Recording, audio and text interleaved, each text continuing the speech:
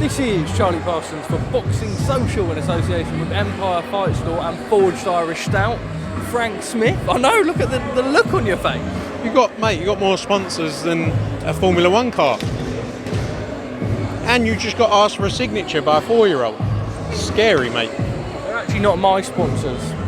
Oh, they're not your sponsors? Boxing Social sponsors. Were you sponsored by Stone Island? One day that would be nice. How are you, sir? I'm good, mate. How are you? I'm very perplexed. I know everyone hates when I bring up the fashion and stuff, but you've got a Prada jacket on, matched with the Jordans. You even had a little knit on your head earlier. I mean, what's going on, Frank? I actually think it looks kind of G. I kind of rate it. Knit. You okay with a knit? Yeah, I'll leave it on.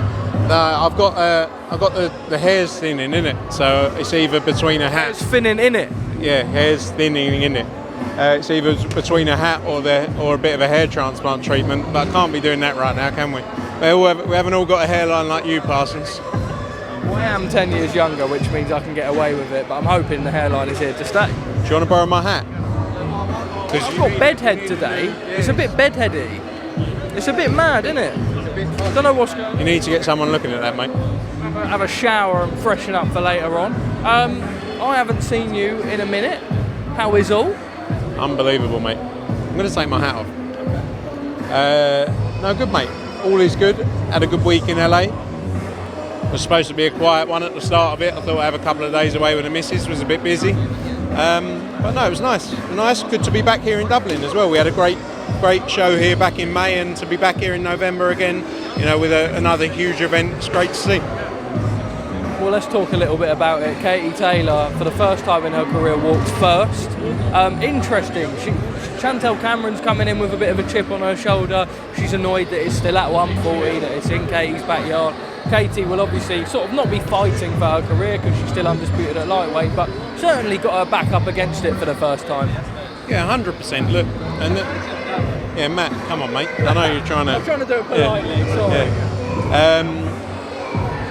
Yeah. Look, it's what's going on here? Who's that? What is going on? I have no clue. Who is that? I'm trying to multitask now. I thought it was a food review club geezer. I don't know what the hell that was, to be honest. Sorry. So let's go back to important manners. Oh, it's Katie Taylor. That's what it was. Wasn't the guy going down the escalator? No, I thought it was the guy going down the escalator with his vest on shouting, but obviously not. Anyway, we were talking about look, it's an important fight for both of their careers. Katie Taylor, she'll want to revenge that defeat. Chantelle Cameron came to Dublin last time, came to Katie's backyard, for the first show she'd ever done here. All of the talk was about Katie Taylor, and she went in there and she delivered a brilliant performance. Chantelle will want to, she'll want to set herself up for a huge fight back at her hometown after this, and another massive win against Katie Taylor will do that. So the pressure's on for both of them. I don't think either of them are looking past Saturday night because they know what a tough fight it is. A couple of words on the undercard. Yeah, look, we see Gary Cully in there now. Actually, when we were here in May, I always say Gary Cully's ring walk was one of the best things I've ever seen.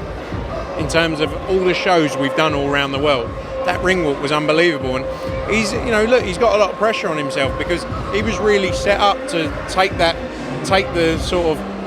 take over Dublin boxing once Katie Taylor retired, whether that's a year from now, 2 years from now.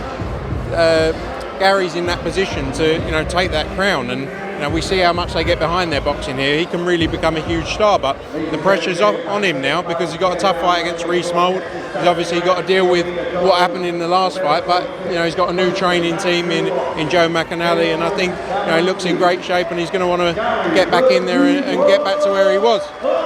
Let's talk a little bit about the world of boxing as a whole. We saw December the 23rd, the Day of Reckoning, announced.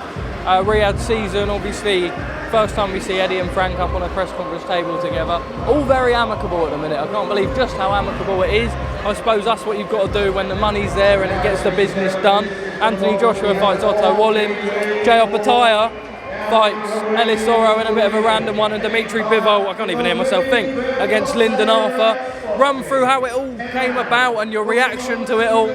Yeah, look, I think it's great to see. Look, we've had a lot of back and forth over the years. Obviously, it's been quite public. But I think anything that can bring the sport together and make big fights happen is going to be great. You know, that's obviously what His Excellency Turki Al-Shak has done. You know, and they want to bring the biggest possible fights, take out ego, take out promotional disputes. They just want the biggest fights possible. So it was great to see.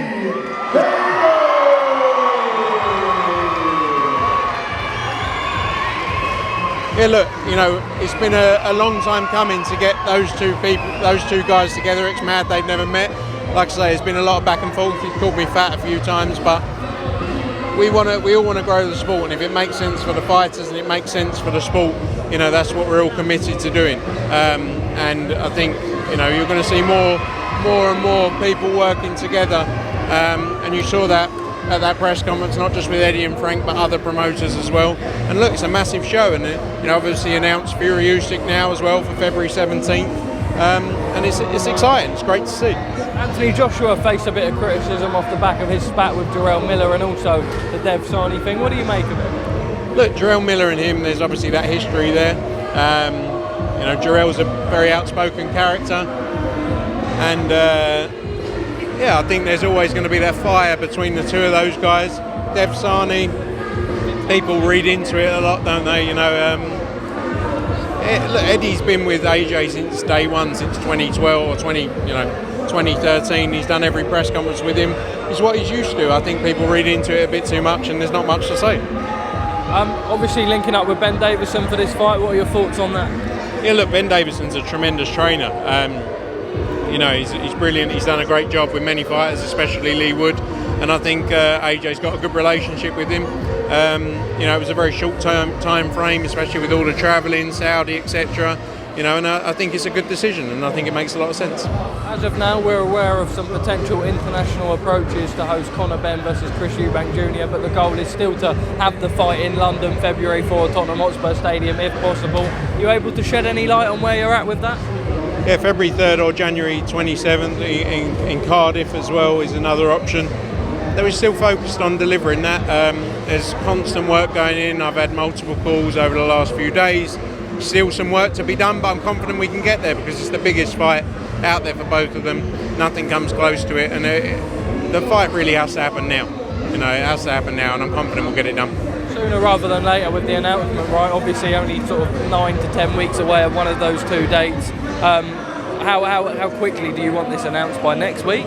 Yeah, 100%. I think next week's got to be the focus. I think, delivering an event of this magnitude in a stadium with 60,000, 70,000 people takes a lot of work, takes a lot of planning, a lot of people to come together to make it happen. So, it's this week's really pivotal, and then for an announcement next week.